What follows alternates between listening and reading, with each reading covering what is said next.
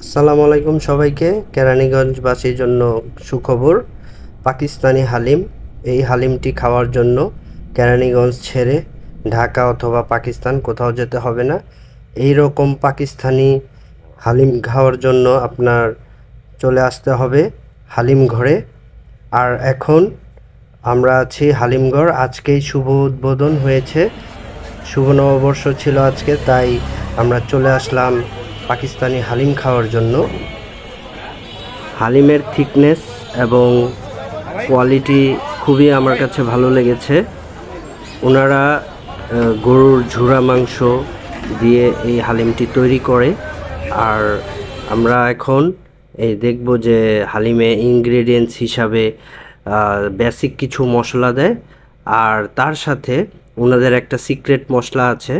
এই যে এটা এটা একটু স্পাইসি, যারা একটু ঝাল পছন্দ করেন তারা অবশ্যই ওনাদের থেকে এক্সট্রা চাইলেও ওনারা দেয়। তো খুবই টেস্ট ছিল, আপনারা চাইলে টেস্ট করে দেখতে পারেন এখানে এসে।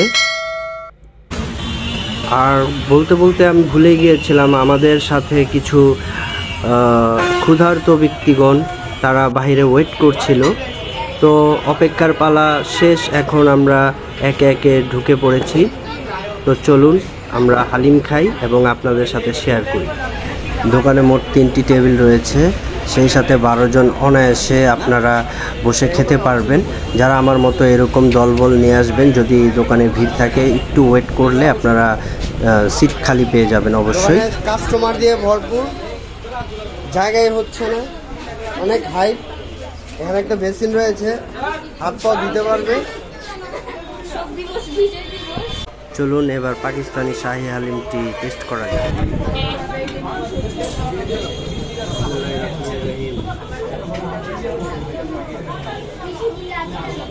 মাংস